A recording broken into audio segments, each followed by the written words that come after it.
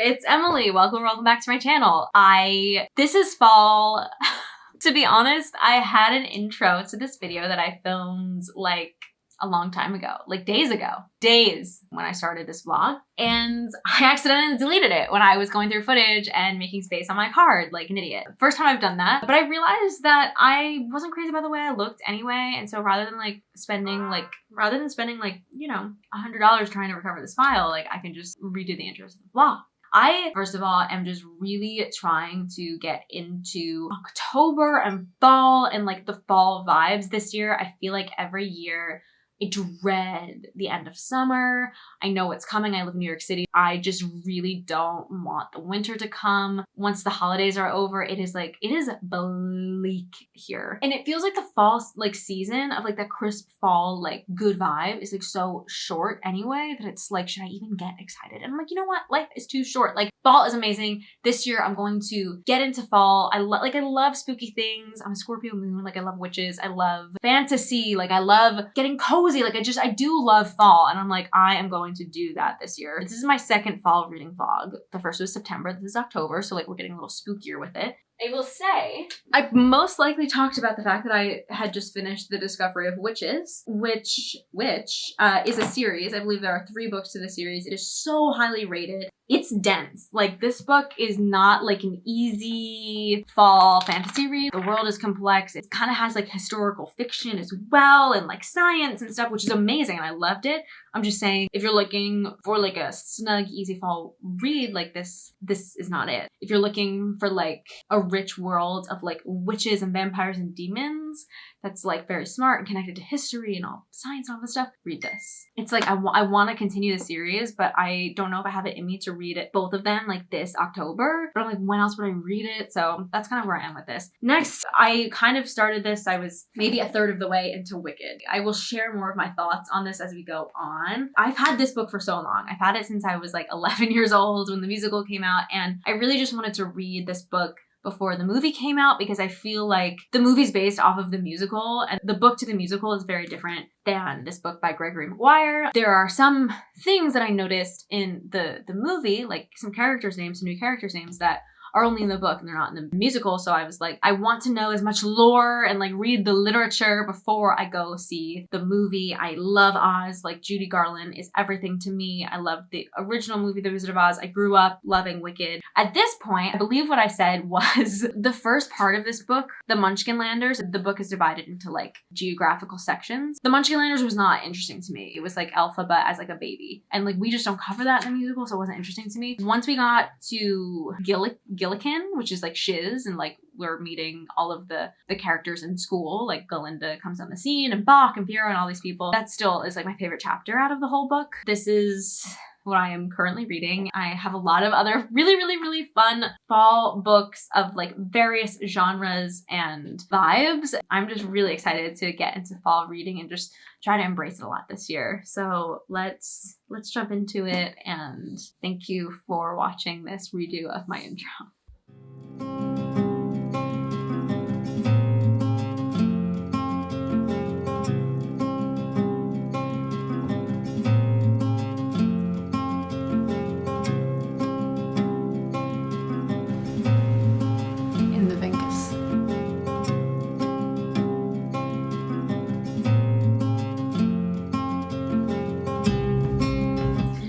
Like this chapter is starting with totally new characters, and I hate it when books do that, like in the middle of the book. I am not dropped in. Do you feel me, Bulbous?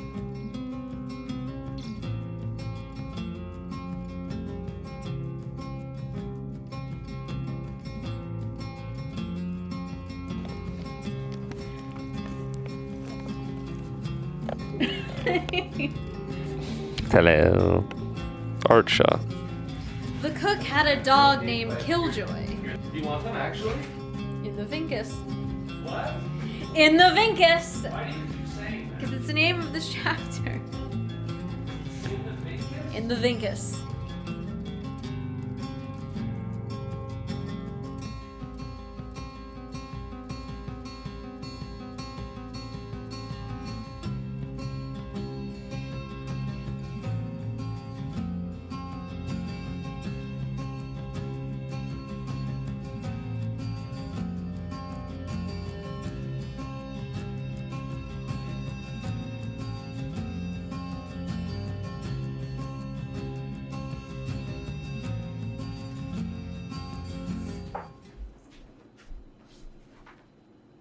That was a very natural entrance. So I finished Wicked. I gave it, a part of me wanted to give it 4 stars just because this book is the reason the musical exists. You know, Gregory Maguire created all of these beloved characters. I mean, I guess in a way he didn't, but because they're a spin-off of The Wizard of Oz, but Elphaba specifically, and Galinda, and Dr. Dillamond, and Madame Morrible, and Nessa Rose, and Bach, and Fiyero. Gregory Maguire created those characters. So for that alone, I wanted to like boost my rating, but at the end of the day, like if this book just existed without the musical, I don't think I would really care as much. I think that the book for the musical is just so much more crisp. You just care about it so much more. I'm gonna give this 3 stars. The chapter in the Vinkus was not for me. I really did not love the ending. Like the ending to the musical to me was better. Like there are just so many like interpersonal relationships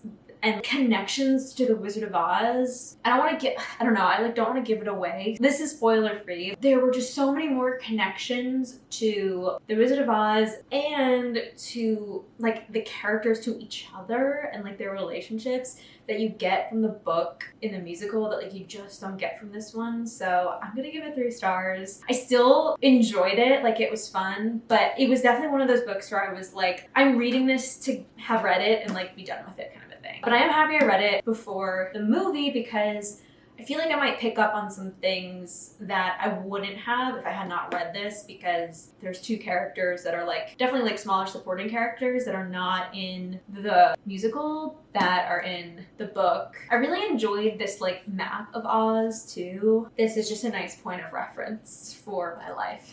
I would say last night, but I only read like 15 pages and then I fell asleep. So I'll say this morning I kind of started the, what's it called? The Pumpkin Spice Cafe. I read books too fast. I don't even catch the names of them. I'm already like almost halfway done. It's just one of those books that moves so fast. It's such a nice palate cleanser after having read The Discovery of Witches and Wicked, which were a little bit more like heavier, like Halloween-esque books. I'm happy to read just kind of like a snug, cozy, quick fall read. It's about this girl, Jeannie, who is taking over her aunt's cafe in this like small New England town where everybody knows each other, everybody went to high school together. There's these like town hall meetings that people go to twice a month, and it's very like Gilmore Girls-esque to me. And everyone just like really knows each other and they're all in each other's business, but in a very like cute, snug way. So she's coming from Boston. She, for the past 10 years, has worked as an executive assistant to this like major CEO. She's at a point in her life where she has found herself like grown up and like now she's an adult, but she feels like she like blinked her eyes and just went through serving this other person's vision and, you know, working in this like corporate job and not really doing anything that means anything to her. So she's very much like embracing this like, who is the new Jeannie? Like she owns this cafe. And then of course there's like this guy, his family owns a nearby farm, and so he delivers produce and like some stuff for like smoothies and stuff that she makes. It kind of opens and she thinks that he's this serial killer trying to kill her, and he's actually just delivering food for her cafe. So it's just very snug. There's some other like fun side characters that like grew up with, I keep wanting to call him Luke because of Gilmore Girls. Pretty sure his name is Logan. I've probably read for a total of like an hour and a half so far, this book, and it's going by really fast. I'm gonna go on a quick walk. Let's keep reading.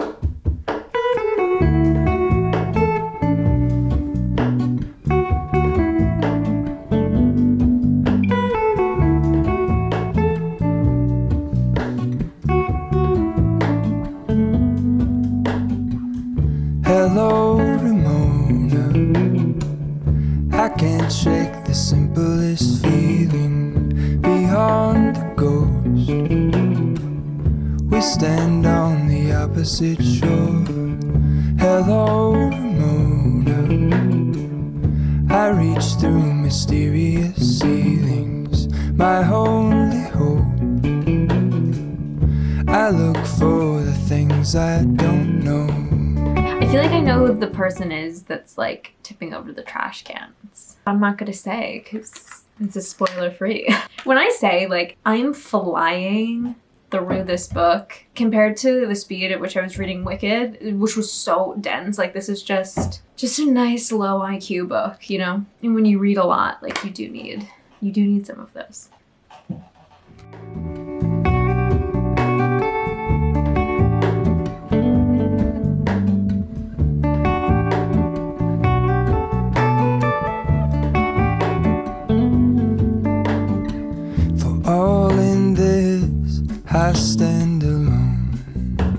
show me where the ending goes. Honestly don't. Good morning, everyone. I finished Pumpkin Spice Cafe yesterday. If I didn't have work to do, I literally could have read that book in one sitting in about 3 hours. Like, that was the fastest read ever, and especially like on the Kindle, when you make the words really big, it just like flew by. It was 270 pages. I appreciated it because I felt like it knew what it was and it didn't go any longer than it needed to. I didn't feel like I'm not gonna be thinking about these characters ever again. I gave it 3 stars, but I wanted to pick up the book and I wanted to keep reading it. I enjoyed reading it. It was just one of those romances that kind of came and went. So if you're looking for a nice little palate cleansing fall romance, Pumpkin Spice Cafe is great. It's like this like TikTok sensation, so it's not like it's great for like what it is, if you know what I mean. Last night I started Trick Mirror by Gia Tolentino. This was a book that Jean-Luc picked for me for my October TBR. If you want to check out that video, it's on my channel. Jean-Luc, my fiance, picked my TBR for this month. This is the second book from that video that I'm gonna be reading. And so far it's just kind of like introducing the internet and from when the internet first came to be and like how it's changed to now a little bit, and our relationships to ourselves and others in the world around us, and how the internet has kind of changed that. And it is wild. And like, I know we talk about it, but I don't think we talk about it enough, how quickly the internet changed and became the metaverse, you know what I mean? It is crazy how we perceive things now and how we perceive ourselves. I'm saying this literally as someone that makes YouTube videos. So it's wild. And I think in a way, like our human brains are like not evolved to be processing and being thrown this much information. Before the internet, you would like have a photo album, you would take photos, you would go on vacation, take photos, have a photo album, maybe take it out once every few months, look at it, probably just yourself, maybe with somebody else. So like your relationship to yourself was just the body, like here in front of you, for the most part, unless you're like a movie star, I guess, but whatever. It's a basic concept, but I think it's such a huge thing that has just changed so much about us and how we function that, yeah, I just had a moment last night I was reading and I was like, oh wow, the internet is crazy, which we all know. So today I'm gonna read a little bit of this and I'm gonna pack a little bag because we are going to Woodstock for our friend Maggie's 30th birthday party tonight. Just a few friends hanging out, like having some fun, all theater kids. So I'm sure it'll be a good time. I'm probably not gonna get much reading done tonight and tomorrow morning. I will definitely get some fun like fall footage for you. Woodstock is supposed to be chilly and rainy right now. I'll update you probably tomorrow.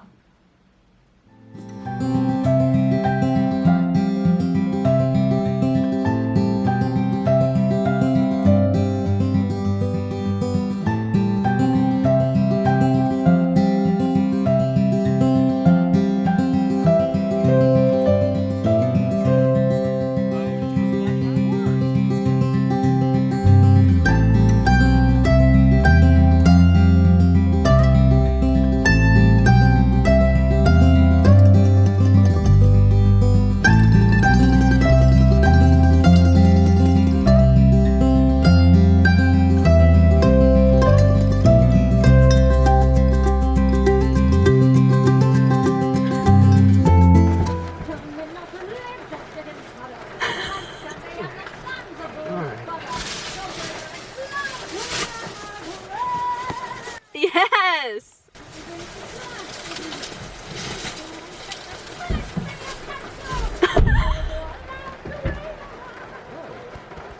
This is so cute! It's like a fun house. Alright. Fun. Oh my god! You're all the way up there! I'm all the way up here. Down! Wow, this is Swinging your own.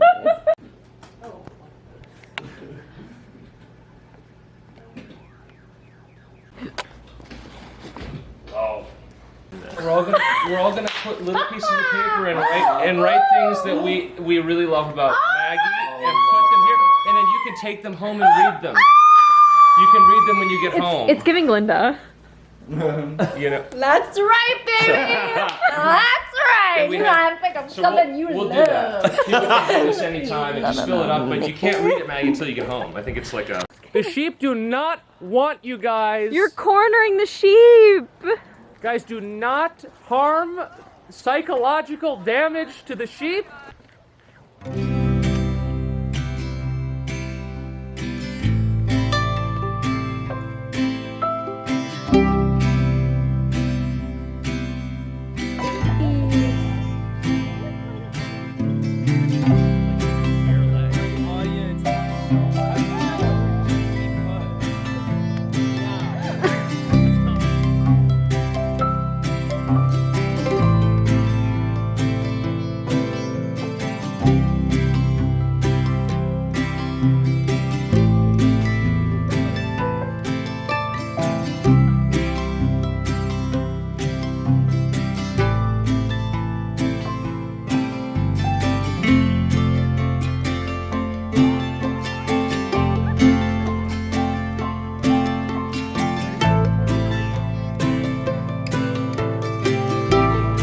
It's me, I'm Kathy, I've come home! So sweet, Velvet. Lock in. Good, you'll be in there for a while.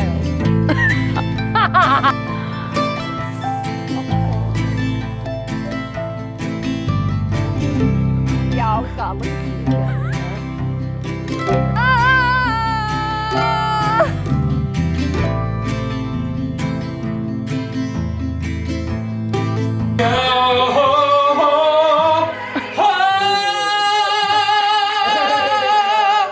Sometimes you have a very unladylike way of running out. You might. The key is hard, right?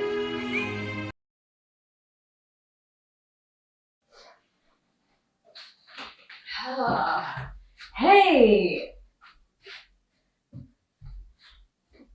Sorry, I'm a mess because I just went on a run. I finished Trick Mirror. This is a wonderfully written book. The essays are very smart, very intelligent, very thought out. It was written a while ago, 2019 it came out. I think she started writing this like right after the Me Too movement kind of around. I've been saying this about a lot of feminist books I've been reading recently where it's like, this is not like new information to me. So for me personally, I did not get a lot out of this book. I would definitely check the trigger warnings and the content warnings. My hair is a mess. It was a lot in some chapters. Just check that out. You know, this is marketed, which is interesting because she kind of talks about this in the book, but like, I think this is marketed, like even just the cover for like women to read, but I actually don't think that women are the ones that need to be reading this book. I think it's important for everybody to read all kinds of books about various like sociological patterns, books about gender, books about race, books about class issues. You know, I think it's really important to understand the content of this book. For me, somebody that has read a lot of feminist books, I literally like minored in women's and gender studies in college. It's kind of just depressing at this point. It's just like regurgitated information about like why it's hard to be a woman and like the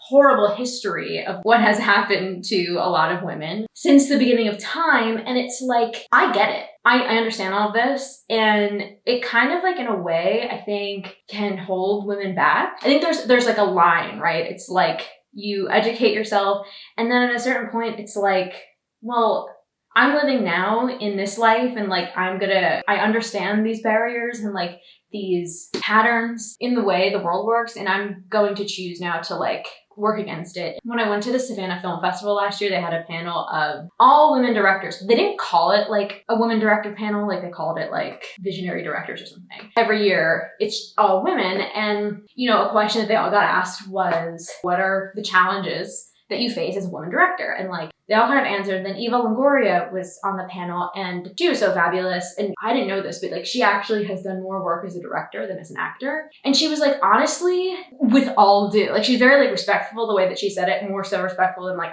that it's gonna come out from my mouth right now. But like she said, you know, I get asked these questions on panels and it's like a bummer. Like I don't want to talk about the challenges I face as a woman. Like I want to talk about the challenges I face as a director. Like I want to talk about directing. By doing that, that will empower me as a female director instead of just coming on these panels and talking about like solely the struggles of like being a woman in this job. I definitely relate to that. There's just a point for me where it becomes too much about the struggle and not enough about like the lives that we lead, and it becomes more of like a negative than like a positive, like let's move forward and like forge forward. I don't know if that makes sense. Again, like I think it's so important to learn about these things, but I am just somebody that I've just been reading, like I've read so much like feminist essays and like books and talks and panels and classes. It's just like, I get it. It's hard to be a woman sometimes, and it's more than hard. I mean, it's traumatizing to a lot of people. So that was kind of my personal experience with this book. Having said that, it's a great book. Like, she's a great writer. I think she writes like a lot of like film stuff for the New York Times, and I really like her. For me personally, like, this book kind of came at a time where like, I get it. You know what I mean? I kind of have to do some soul searching to see what book I want to read next. I wanted to update you on that. I'm gonna take a shower, look better the next time you see me.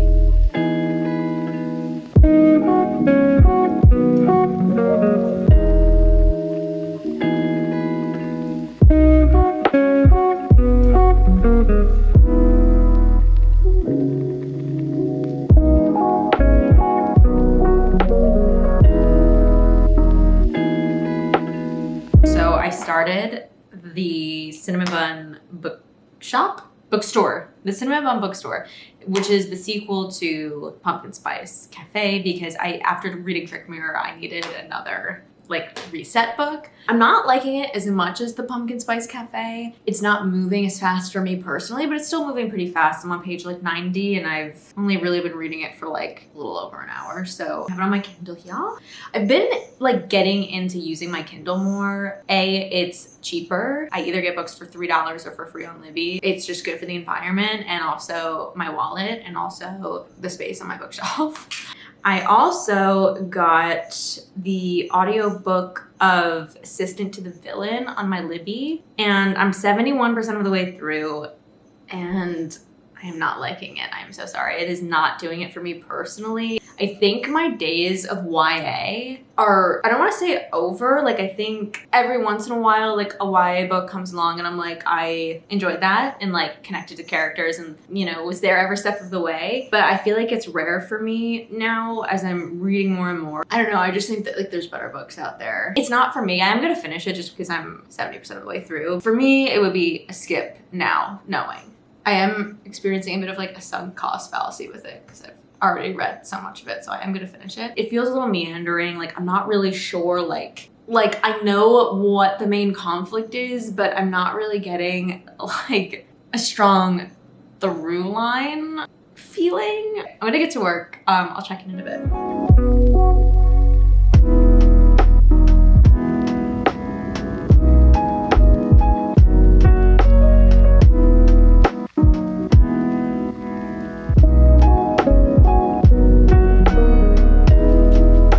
It is so nice out. It is just like such a beautiful autumn day in New York. It's like honestly like 65 degrees out. I don't really know why I'm wearing this. I finished Assistant to the Villain. It was not for me.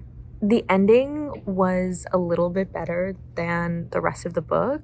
Like I was a little more like engrossed in it, but I just kind of like meandered and I really didn't care about any of the characters. I do wonder though if I had read the book with my eyes, because I listened to it, if I would have had a different experience. I had a similar experience with Caraval, and I do wonder if like listening to fantasy YA on audiobook, maybe that just isn't for me. I'd give it 2 stars, honestly. I think I'd probably skip it, and I'm not gonna read the rest of that series, probably. I am still reading the Cinnamon Bun bookstore, Cinnamon Bun bookstore. I'll let you know like my full thoughts on it with my October reading wrap up next week or the week after, whenever that is. It is like really sunny. I feel like it's way overexposed. Oh, I did something really stupid. So I last month read the first Binding 13 book. I forget what the series is called, but the first book is called Binding 13. I like included it in my reading wrap up on YouTube and on Instagram, and I had listened to it on Audible, and it was like long, and it was Binding 13 Part 1. And there's Binding 13 Part 2. And I just assumed that those were like 2 completely different books.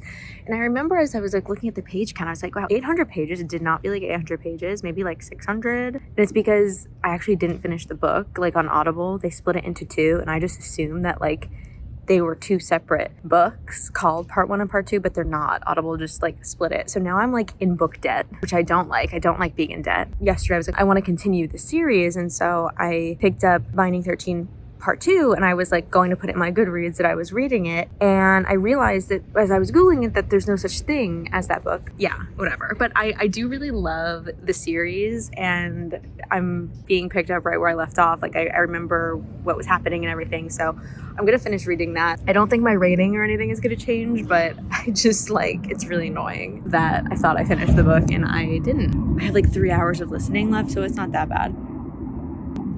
Anyway, I'm gonna go. Thank you guys so much for watching. I hope you enjoyed this fall vlog, and I hope you enjoyed hanging out with the theater kids, because honestly, the theater kids we're the best. We literally are the weirdest, most fun. It's so special having theater kids as friends as an adult. When I say theater kid, I mean like you could be a theater kid at any age. It's like in your heart you're a theater kid. You know, being an adult, I won't say how old we all are at this moment, it's really special to just be around people that we could just be so goofy and fun. I think being in like the entertainment industry, hanging out with theater kids specifically is just, I don't know, it's just very special.